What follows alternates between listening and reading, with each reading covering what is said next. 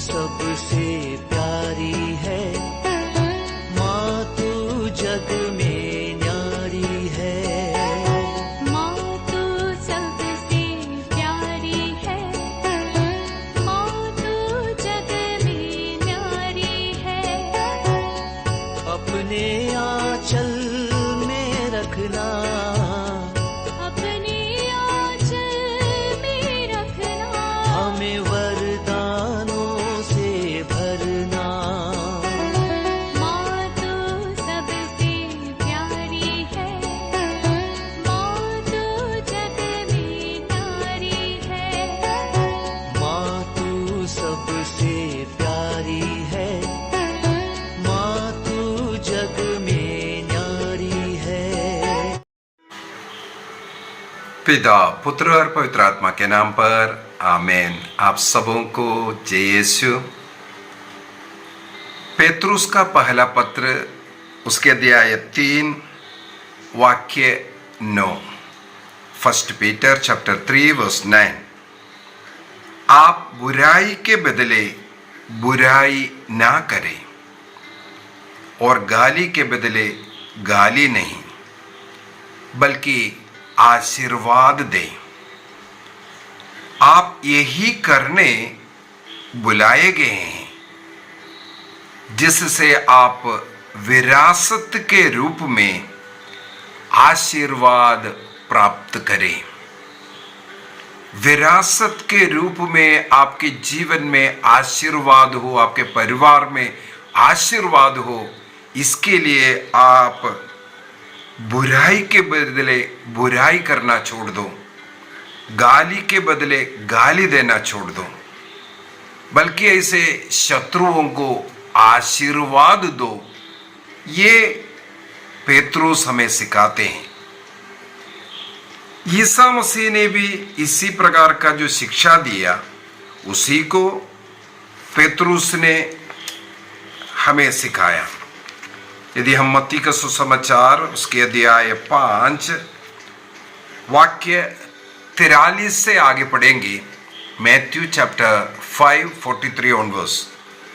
तुम लोगों ने सुना है कि कहा गया, अपने पड़ोसी से प्रेम करो और अपने बैरी से बैर। पुराना विधान का इस वचन को कोट करते हुए प्रभु क्या कहते हैं आगे, परंतु मैं तुमसे कहता हूं, अपने शत्रुओं से प्रेम करो, जो तुम पर अत्याचार करते हैं उनके लिए प्रार्थना करो।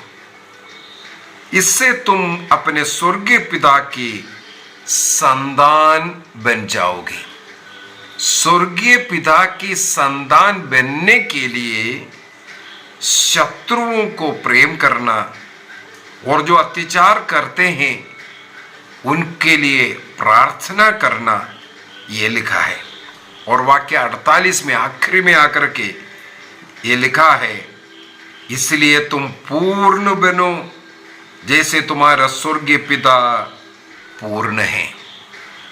हमें स्वर्गीय पिता जैसे पूर्ण बनने के लिए या स्वर्गीय पिता के संतान बनने के लिए हमें अपने शत्रुओं को प्रेम करना, ये लिखा है। क्रिस्तीय धर्म का सबसे बड़ा शिक्षा यही है, शत्रुओं को प्रेम करना। इस दुनिया में अन्य अनेकों धर्म है, वो शत्रुओं का विनाश के विषय में सिखाते हैं।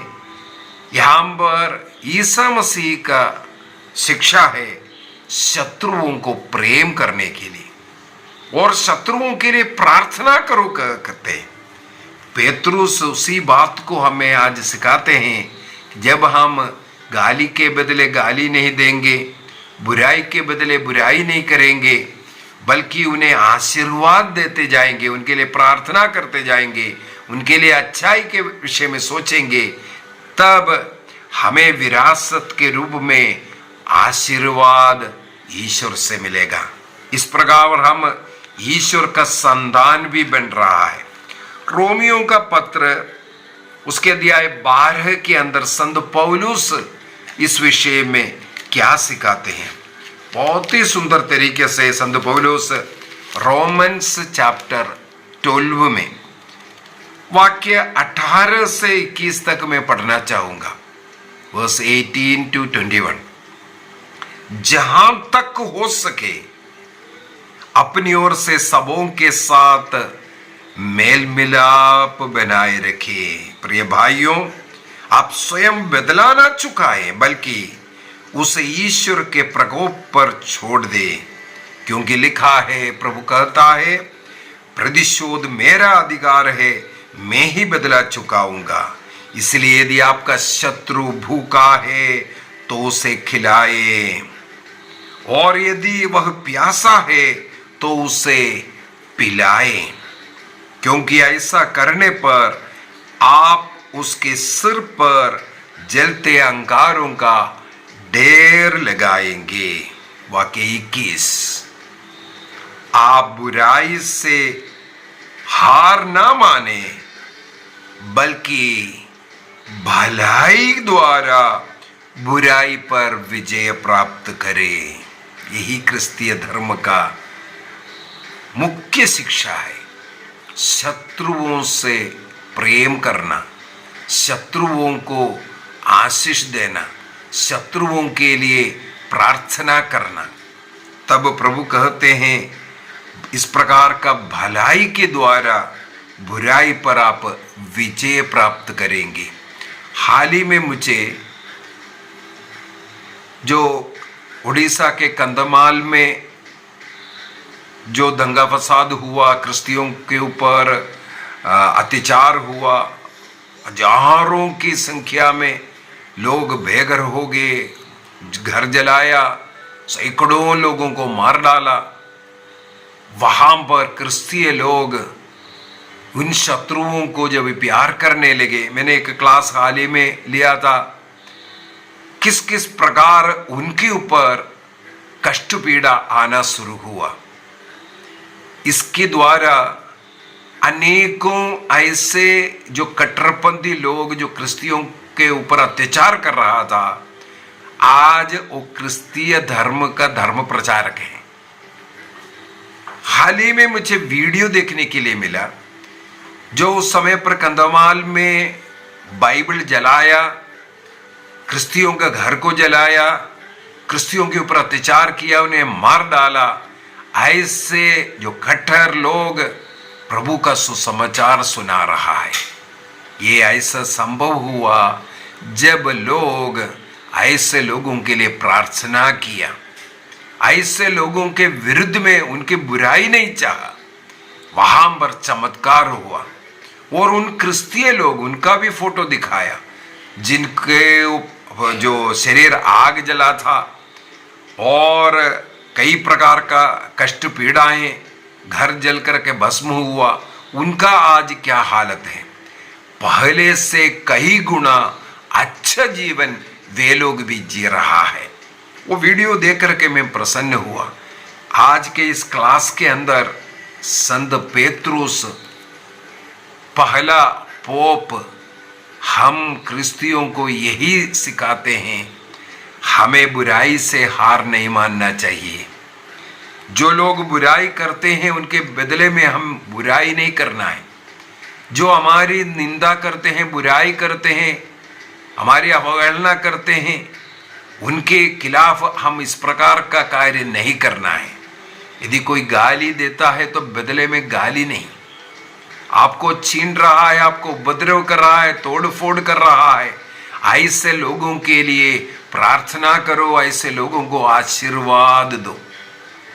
इस प्रकार आपका मनोभाव बदलने के कारण आप विरासत के रूप में ईश्वर का आशीर्वाद प्राप्त करेगा। इसका मतलब मेरे जीवन में आशीर्वाद मिलने के लिए मेरे खिलाफ कुछ ऐसे लोग उठ खड़े होंगे जिनके साथ मैं कैसे बर्ताव करता हूं, उसके अनुसार ईश्वर का आशीर्वाद मुझे मिलेगा। दूसरे तरीके से बोलेगा, मुझे ईश्वरीय आशीर्वाद मिलने के लिए मेरे विरुद्ध में कई शत्रु खड़े हो जाएगा। वो हमारा आशीर्वाद का कारण है। एक छोटा सा उदाहरण पुराना विधान से उठा लेते हैं। जोसेफ का जीवन को देखिए।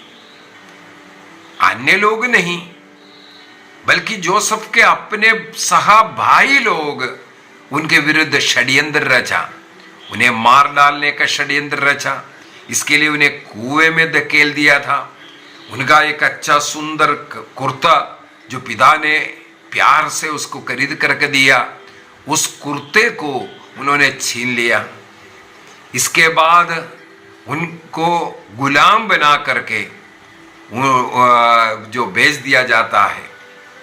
इस प्रकार गुलाम बन करके वो जिस देश में, इजिप्ट देश में जब पहुंचा, वहां पर फिर से उसको भेजा जाता है। पोतीफर नाम का जो फौजी, जो अधिकारी है, सेना के अधिकारी है, वो अपने घर का नौकर के रूप में उसको रखा। वहां पर भी उसके साथ बुराइयां हुआ। पोतीफर का पत्नी गलत रिश्ता जोड़ना चाहता, लेकिन जोसेफ वहां से उठकर के भागते हैं, ऐसे पाप ना करने से भागते हैं। पाप नहीं किया, इस कारण उसको जेल में ले गया। जोसेफ के जीवन को इस प्रकार हम परख करके देखें। बुराई के साथ अपने भाइयों से जो बुराई शुरू हुआ, अन्य लोगों से बुराई, जो गलती नहीं किया इसके लिए भी उसके साथ बुराई, देखेगा तो बहुत कष्ट, अनर्थ उसके साथ हो रहा है।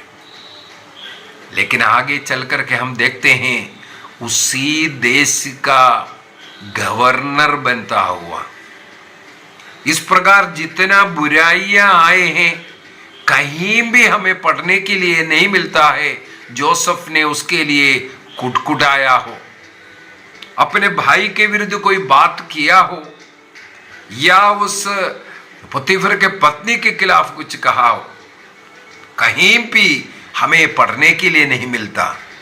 ऐसे लोगों के लिए प्रार्थना करने वाला जोसेफ, ऐसे लोगों के लिए आशीर्वाद देने वाला जोसेफ, हम लोग देखते हैं ईश्वर उसके साथ था, यही लिखा हुआ मिलेगा। जोसेफ के साथ जहां कहीं भी बुराई हुआ, वहां लिखा हुआ शब्द है ईश्वर जोसेफ के साथ था। ईश्वर जोसेफ के साथ रहने के कारण जोसेफ जो बुराई करने वाले लोगों के खिलाफ कुछ नहीं किया, बल्कि उनके लिए अनुग्रह का कारण बना। जो बुराई कर रहा है उनका अनुग्रह का कारण जोसेफ बन जाता है। थोड़ा सा उत्पत्ति ग्रंथ अध्याय 39 को हम लोग थोड़ा ले लेते हैं। जेनेसिस चैप्टर 39, वहां पर वाक्य 1 से हम लोग पढ़ते हैं। यूसुफ मिस्र देश ले जाया गया। फिरौन के एक पदाधिकारी अंगरक्षकों के अध्यक्ष पोतीफर नामक मिस्र निवासी उससे उन इस्राएलियों से मोल ले लिया था जो उसे यहां लाए थे, खरीद करके अपने घर में नौकर बनाए। वाक्य 2 में लिखा हुआ शब्द है प्रभु यूसुफ का साथ देता था, इसलिए उसके सब काम सफल थे। उसका सब काम सफल होने का कारण है प्रभु यूसुफ के साथ था। वाक्य 5 में भी जाते हैं। जब से उसने उसे अपने घर और समस्त संपत्ति का प्रबंधक बनाया, पोतीफर ने जोसेफ को अपने घर का सबका प्रबंधक बनाया। प्रभु यूसुफ के कारण उस मिस्री के घर को आशीर्वाद देने लगा। ईश्वर जिस व्यक्ति के साथ है, एक प्रार्थना करने वाला व्यक्ति, एक अच्छे जीवन, पवित्रता का जीवन जीने वाला व्यक्ति किसी भी घर में प्रवेश करेगा, उस घर को आशीर्वाद मिलेगा। जोसेफ के कारण ईश्वर ने उस मिस्री के घर को आशीर्वाद दिया। उस मिस्री का घर का आशीर्वाद का कारण जोसेफ बना। इसके बाद हम आगे भी देखते हैं, जोसेफ बंदी गृह में पड़ा था, वहां पर भी लिखा हुआ है ईश्वर जोसेफ के साथ था। वाक्य 21 में वहां वह बंदी गृह में रहा, परंतु प्रभु यूसुफ का साथ देता रहा। यूसुफ के साथ ईश्वर देता रहा, ईश्वर यूसुफ के साथ रहा। यदि हमारे साथ कुछ बुराई हो रहा है, हम उसके लिए विचलित ना होवे, उसके लिए प्रभु की स्तुति करें, प्रभु को धन्यवाद दे, प्रभु की ओर, उस क्रूस की ओर आंखें उठाए कर देखें। हमें दिखेगा जो कष्ट पीड़ा सहने वाला, दूसरों द्वारा अपमानित, निंदित, दूसरे लोगों के द्वारा मुंह पर थूका गया, थप्पड़ मारा गया, सब कुछ सहन करते हुए अपने अत्याचारियों के लिए प्रार्थना करने वाला प्रभु ईसा मसीह का चेहरा हमें उस क्रूस पर मिलेगा। हमारा अपमान, निंदा को, हमारे दर्द को हम उस ईसा मसीह के उस क्रूस में अर्पित करें, और जो व्यक्ति हमें दुख दे रहा है, हमारा अपमान कर रहा है, उनके लिए प्रार्थना करो, उनके लिए प्रार्थना करो, उनका मन परिवर्तन के लिए प्रार्थना करो। ये उनको भी अनुग्रह, आशीर्वाद मिलेगा, साथ ही साथ हमें भी विरासत के रूप में आशीर्वाद मिलेगा। ये पेतरुस ने लिखा है, सुनिश्चित है, क्योंकि ऐसा करने वाला ईश्वर का संतान बन जाता है और हमें विरासत के रूप में इसलिए आशीर्वाद मिलता है। हमें एक निर्णय करना है आज से, चाहे अन्य लोग कितना भी हमारा अपमान करे, निंदा करे, दुख पहुंचाए, ऐसे लोगों के लिए रोज प्रार्थना करना, ऐसे लोगों के लिए प्रभु को धन्यवाद देना, क्योंकि उनके कारण हमें आशीर्वाद मिलने वाला है, उनके कारण हमारे घर को आशीर्वाद मिलने वाला है, उनके कारण हमें स्वर्ग राज्य मिलने वाला है। तो ऐसे परीक्षा के समय पर, ऐसे अवसर जो कृपा अनुग्रह मिल रहा है, वो उसको हम खोएंगे नहीं। हो सकता है हमारे घर के लोग, अपने प्रियजन लोग हमें दुख देने वाला है, ऐसे लोगों की सेवा करते हुए, कुटकुटाए बगैर उनकी सेवा शुश्रूषा करते हुए हम ईश्वरीय अनुग्रह से संपन्न होंगे। आइए हम अपने आंखें बंद करें, प्रभु को धन्यवाद दें ऐसे अवसरों के लिए, जब हम अपमानित हुए, जब हमें दुख सहन करना पड़ा, जब हम अपने को शून्य बनाना पड़ा, जब हमें दूसरों के सामने सिर उठा करके चलने में दिक्कत हुआ, क्योंकि हम अपमानित किए गए। ऐसे अवसरों के लिए, ऐसे लोगों के लिए प्रभु को धन्यवाद दें, क्योंकि इसके द्वारा प्रभु हमें अनुग्रहित बन रहा है। ऐसे लोगों के लिए हम प्रार्थना करें, ये प्रभु चाहता है। मत्ती के सुसमाचार उसके अध्याय 5 के अंदर प्रभु हमें यही सिखाया है, ईश्वर का पुत्र बनने के लिए हम लोगों को क्षमा करना है। एक निर्णय कीजिए, एक निर्णय कीजिए। मत्ती के सुसमाचार अध्याय 5 वाक्य 46 में लिखा है, यदि तुम उन्हीं से प्रेम करते हो जो तुमसे प्रेम करते हैं, तो पुरस्कार का दावा कैसे कर सकते हैं? नाकेदार भी, पापी लोग भी तो यही करते हैं, अन्य जाति के लोग भी तो यही करते हैं। हमें पुरस्कार का दावा करना है तो शत्रुओं को प्यार करना, हमें दुख देने वाले, अपमानित करने वाले लोगों को क्षमा करना, सहन करना, प्यार करना, उन्हें आशीर्वाद देना।